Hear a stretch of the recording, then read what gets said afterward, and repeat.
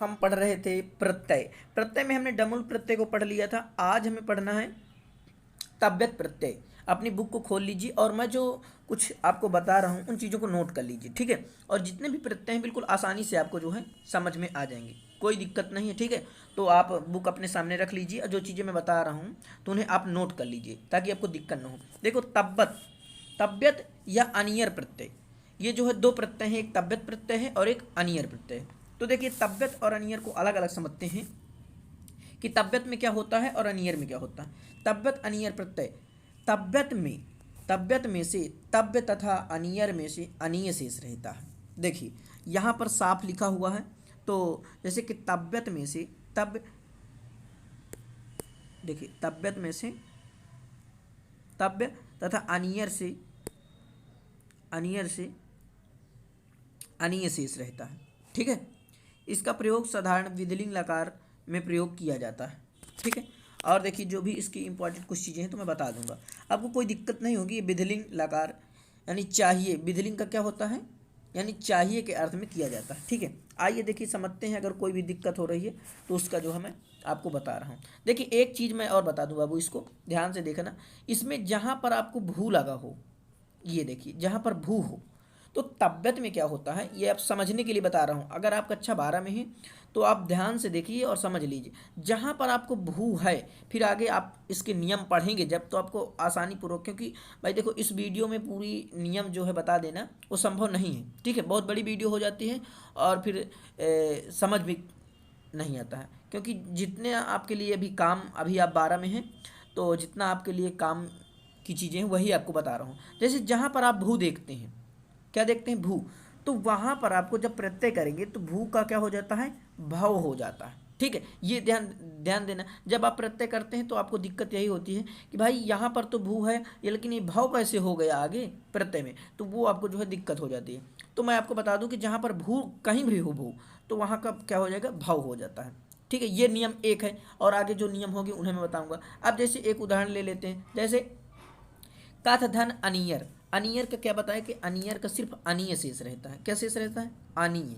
तो भैया आप एक मैं बता दूंगा तो पूरे कर लेंगे। जैसे कि देखिए जैसे अनीय शेष रहता है, आप जान गए। तो देखिए जैसे आपको कैसे मिलाना, जैसे हमारा हो गया कथ, ठीक है, ये हो गया कथ धन अनियर लगाना है, आ नी या रे, ठीक है। तो अनियर का क्या शेष रहता है, सिर्फ अनीय शेष रहता है। और रा क्या हो जाता है, रा जो हमारा होता है ये लुप्त हो जाता है। क्या हो जाता है, लुप्त हो जाता है, ठीक है। इतनी बात समझ में आ गई। अब देखिए जैसे कि अगर कथ और अनीय जोड़ेंगे तो क्या हो जाएगा, कथनीय। कथनीय हो जाएगा ना कि नहीं हो जाएगा, कथनीय, ठीक है। और ये जो यम है, तो आप यू आर नाको वाला सूत्र पढ़े ना, तो इसीलिए जो है ये कथनीयम, अथवा कथनी भी कह देंगे वो भी आपका सही है, ठीक है। जैसे पठ धन अनियर, पठनी हो गया, और कथनीयम, ये दोनों सही हैं, ठीक है। आप कोई भी लिख सकते हैं। और आगे देखते हैं, देखिए वही उदाहरण आ गए जो मैं आपको बता रहा था। आज तो जितने भी प्रत्यय हैं आपके ज़्यादा नहीं है। एक टाप प्रत्यय है आपका, और सीड प्रत्यय है, एक डीस प्रत्यय है जो है, कत्वा प्रत्यय है, ठीक है। तो जो भी प्रत्यय आपके हैं आगे, तो उनको जो है हम समझ लेंगे, एक एक चीज़ समझेंगे, ठीक है। तो देखिए भू का मैंने क्या बताया था, भू का भाव बताया था ना। तो यहाँ पर जैसे भू है तो आप क्या लिखेंगे, भाव, ठीक है। अब भाव, भू की जगह क्या लिखना है, भाव। अब फिर लिखना है अनीय। क्यों अनीय लिखना है, क्योंकि अनीयर का जो है सिर्फ अनीय शेष रहता है। तो अब क्या हो जाएगा, इसे इसे मिलाकर जो है पढ़िए, भावनीय। अब भैया देखिए आ क्या हो गया, आप जानते हैं, एक चीज़ समझ लीजिए, कोई भी व्यंजन जो होता है उस स्वर की सहायता लेकर बनता है। तो जैसे कि अगर हम ऐसे लिखें कि भाव, ठीक है, तो ये जो है व में आ हमारा जुड़ जाएगा, तो हमारे ये पूरा व हो जाएगा। इसे जो ये रहता है ये शुद्ध व्यंजन रहता है, ठीक है। तो ऐसी बात है, तो ये जो मिलाकर हो जाएगा भावनीय हो जाएगा, भावनीयम। इतनी बात समझ में आई। द्रस, द्रस धन अनियर, तो जो द्रा है ये, ठीक है, ये तो ये रा जो है हमारा ये ऊपर हो जाता है, ठीक है। क्या हो जाता है, ऊपर। तो जैसे द्रस धन अनियर दर्शनीयम, कहीं भी अगर नीचे वाला रा लगा हो तो ये क्या हो, उड़नछू रा बोल देते हैं इसे, ठीक है। तो ये ऊपर लग जाता है, ये नियम है, ठीक है। जब आप आएंगे बीए में आएंगे, अथवा जो भी अगर संस्कृत विषय से आप कर रहे हैं तो फिर जब आएंगे तो आपको पता चल जाएगा ये छोटी छोटी चीज़ें जो है। और ठीक है, अभी के लिए आप इतना, गम धन अनियर गमनी हो गया, रम धन अनियर रमणीयम हो गया, ठीक है, इतना हो गया। पाधन अनियर पानीयम हो गया, क्राधन अनियर करणीयम। क्रा माने क्या होता है? क्रा माने होता है करना, ठीक है। जैसे कि आप संस्कृत पढ़ रहे हैं तो जैसे कोई पूछ ले, जैसे ये देखिए संस्कृत, जैसे आप संस्कृत पढ़ रहे हैं, पूछ ले कि संस्कृत का क्या अर्थ है, अथवा संस्कृत का विच्छेद कीजिए, तो देखिए सम उपसर्ग और क्रा प्रत्यय। क्रा प्रत्यय क्या है? क्रा माने क्रिया, क्रा ये जो है क्रिया है, तो क्रा का अर्थ क्या हुआ? करना। क्या हुआ? करना, ठीक है। और यहाँ पर कत प्रत्यय, ठीक है। तो ये जो मिलाकर जो है बन गए सम, एक उपसर्ग है, क्रा क्रिया और कत प्रत्यय, तो ये मिलकर बन गए संस्कृत, ठीक है। संस्कृत का अर्थ क्या है? शुद्ध पर मार्जित जो भाषा होती है।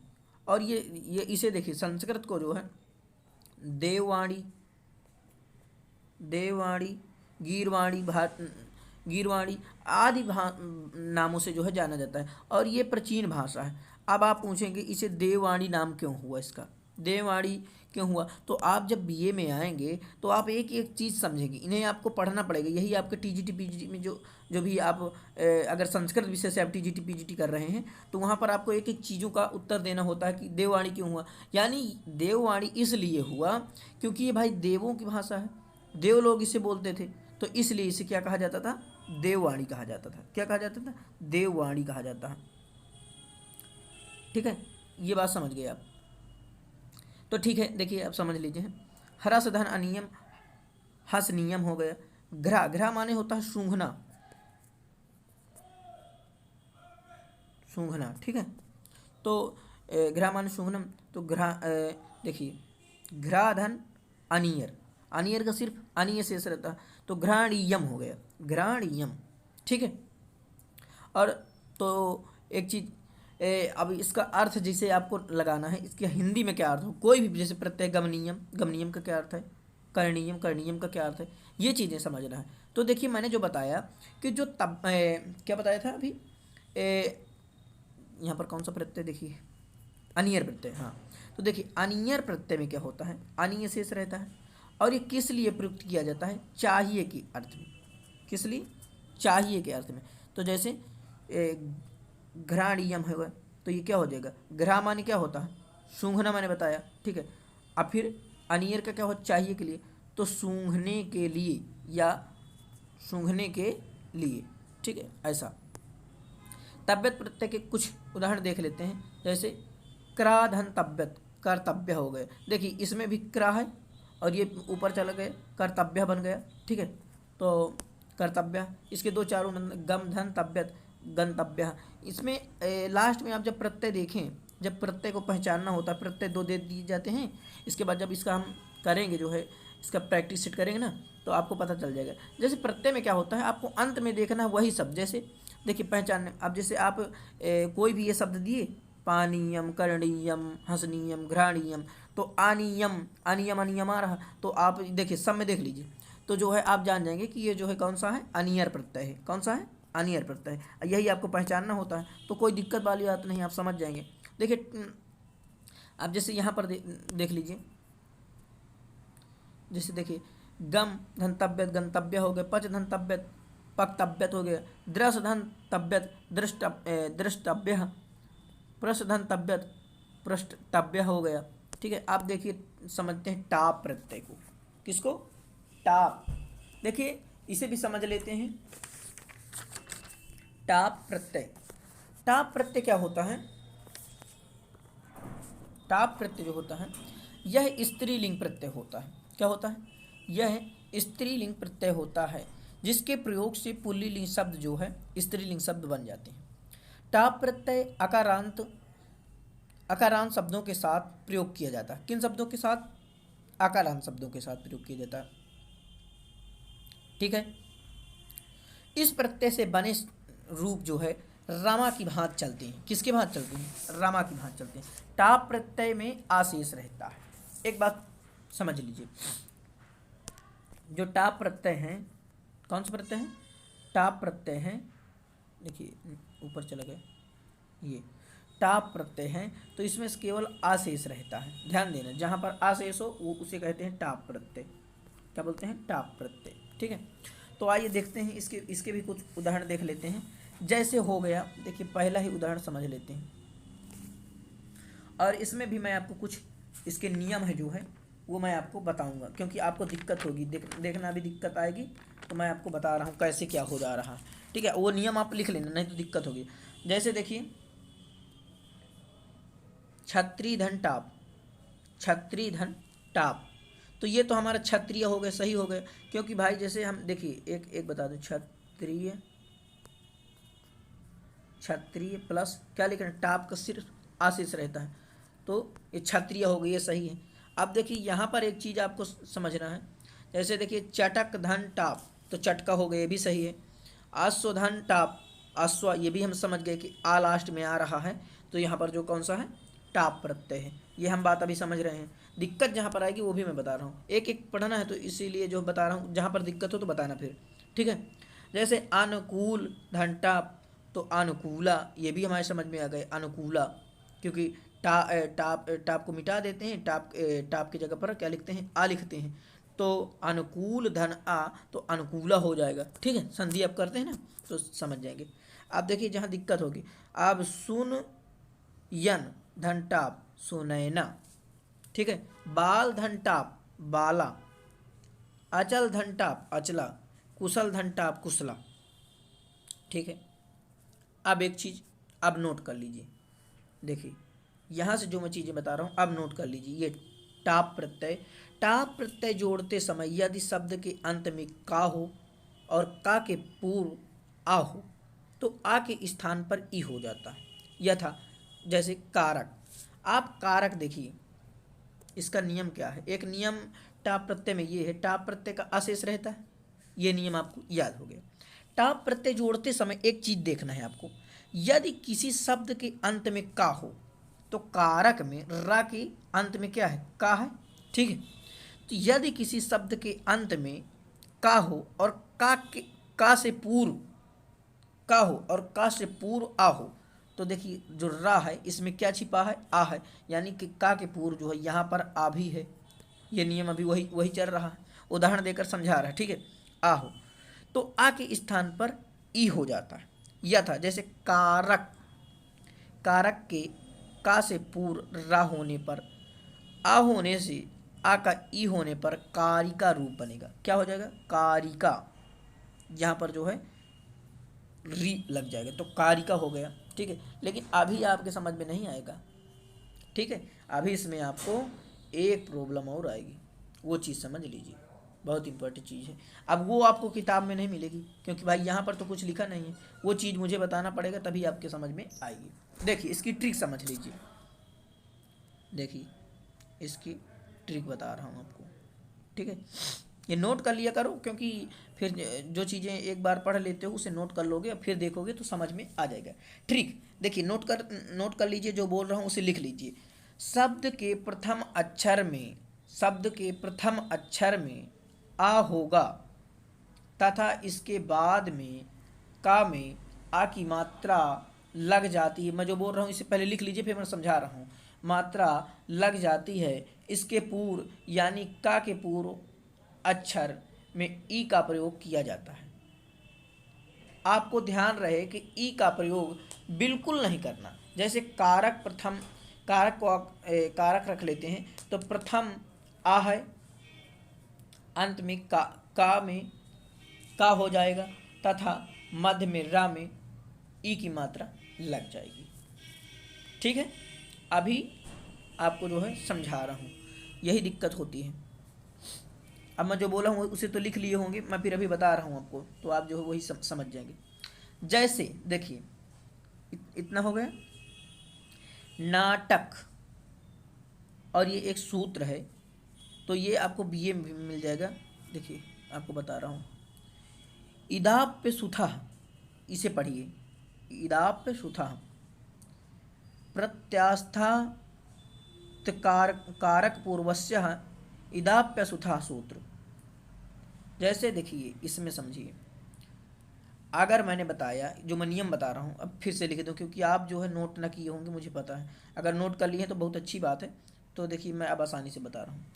यदि शब्द के प्रथम अक्षर में बड़ा आ हो, क्या हो, बड़ा आ हो, ठीक है, इतनी बात समझ में।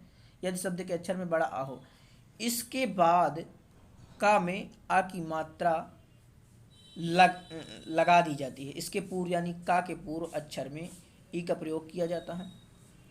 जैसे कि आप रख लें नाटक, उदाहरण बता रहा हूँ।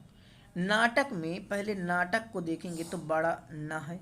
मैंने बताया कि अगर किसी शब्द में प्रथम अक्षर बड़ा आ आता है, जैसे नाटक, बड़ा ना है, नाटक, ठीक है, तो वो क्या हो जाएगा, जो हमारा दूसरा अक्षर है, दूसरा अक्षर का है इसमें, टा है, तो दूसरे अक्षर में ई की मात्रा लग जाती है। ये जो सूत्र है, आप जब आगे आएंगे तो इसे विस्तार पूर्वक समझेंगे। इस सूत्र के कारण से जो है यहाँ पर नाटिका हो गया, ठीक है, यही सूत्र है। बालक धन, अगर किसी शब्द के पहले जो है बड़ा आ रहा है तब ऐसा हो रहा है, ठीक है। तो देखिए यहाँ भी बालक में बड़ा बा है तो बालिका हो गया, अध्यापक अध्यापिका हो गया, गायक गायिका हो गया, ठीक है, समझ रहे हैं। अब पढ़ लेते हैं थोड़ा डीस प्रत्यय। कौन सा प्रत्यय, डीस प्रत्यय। सिद्ध गौरादिभ्यस्य, सिद्ध गौरादिभ्यस्य अर्थात जिसमें सा लुप्त हुआ है ऐसा प्रत्यय जुड़कर बने हुए शब्दों से तथा गौरादिगण के शब्दों से स्त्रीलिंग बनाने के लिए डीस प्रत्यय का प्रयोग किया जाता है। इसका केवल ई शेष रहता है, डीस का केवल ई शेष रहता है जिन शब्दों के अंत में या है, जिन शब्दों के अंत में या है किंतु उसके पूर्व स्वर रहित व्यंजन है, स्वर रहित व्यंजन भी है, तो अंत की या का लोप हो जाता है। पहले से स्त्रीलिंग शब्दों में डीस प्रत्यय नहीं लगता, जो पहले से स्त्रीलिंग शब्द हैं उनमें डीस प्रत्यय नहीं लगता। इस प्रत्यय से युक्त रूप नदी के समान चलते हैं। नदी का रूप पढ़े, नदी, नदीम, नद्य, नद्य, तो ये जो है तरह चलते हैं। जैसे एक उदाहरण दो समझ लेते हैं। जैसे नर्तक धन डीस, नर्तक धन डीस, ठीक। तो क्योंकि इसका जो है डीस का सिर्फ ई शेष रहता है, क्या शेष रहता है, ई शेष रहता है, ठीक है, तो क्या हो जाएगा, नर्तकी हो जाएगा कि नहीं हो जाएगा। यहाँ पर जो का है यहाँ पर ई लग जाएगी क्योंकि डीस का ई शेष रहता, तो नर्तकी हो गया, क्या हो गया, नर्तकी हो गया। और एक उदाहरण समझ लीजिए, माता माह प्लस ढीस, ठीक है, तो ढीस का आप क्या याद रखना है, ई, ठीक है, तो माता मही हो जाएगा, माता मही हो जाएगा कि नहीं, समझ में आ रहा, ठीक है। और आगे बढ़ते हैं। देखिए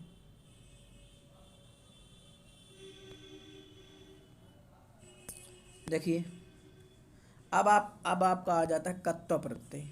कौन सा प्रत्यय आ जाता है, कत्व प्रत्यय। कत्व प्रत्यय को समझ लेते हैं। जब दो क्रियाओं का एक ही कर्ता होता है, दो क्रिया होती हैं और कर्ता एक ही होता है, तब जो क्रिया पूरी हो चुकी होती है उसे बताने के लिए धातु के साथ कत्व प्रत्यय यानी कत्व का जो है, कत्व का केवल त्वा शेष रहता है। क्या शेष रहता है, त्वा, ठीक है, तो त्वा प्रत्यय जोड़ देते हैं, कत्वा का त्वा शेष रहता है। कत्वा प्रत्यांश शब्द अव्यय होता है। क्या होता है, अव्यय शब्द होता है। अव्यय वो शब्द होते हैं जिनका हम रूप बदल नहीं सकते, जैसे रहते हैं वैसे रहते हैं, उनमें कोई बदलाव नहीं हो सकता है। यथा, जैसे एक उदाहरण ले लेते हैं, अहम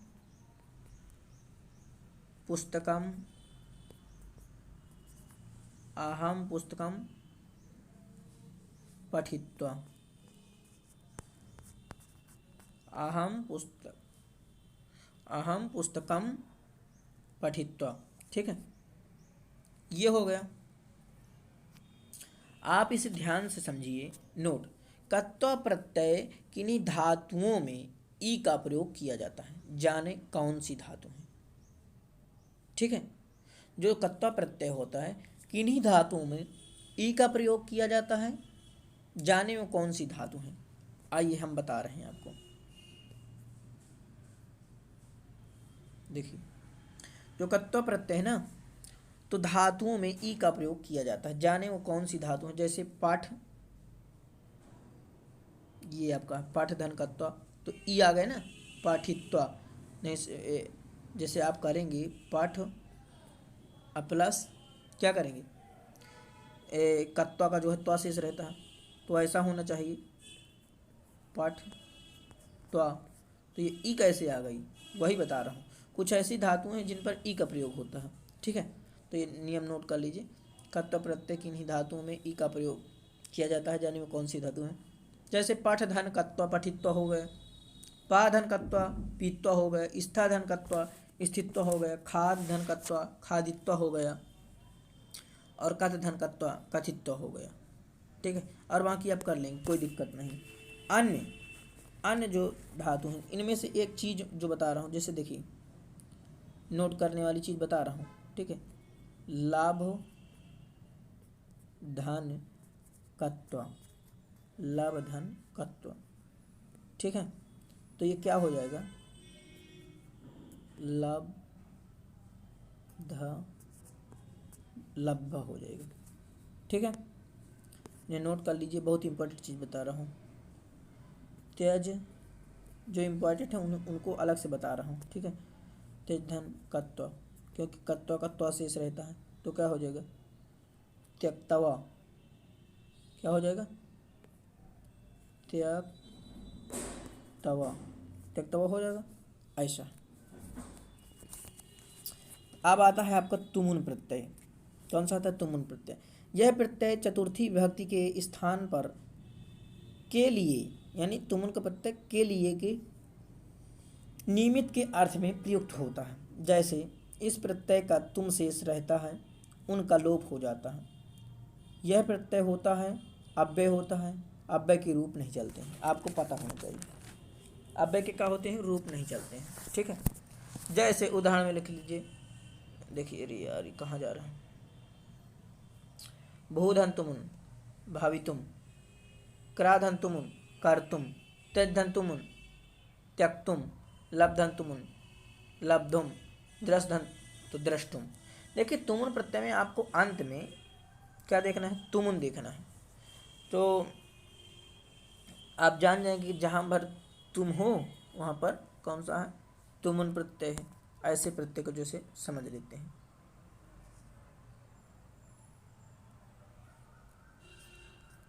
आप जब इसकी बहुविकल्पी प्रैक्टिस कराएंगे तो आपको एक एक प्रश्न जो है बता दे जाएंगे, इसमें कौन सा प्रत्यय है और कैसे प्रत्यय है, नियम भी आपको साथ साथ बताते जाएंगे, और पूरे प्रत्यय भी एक बार इसकी प्रैक्टिस सेट कर लेंगे। ठीक है, तो हमारा प्रत्यय जो है समाप्त हो गया।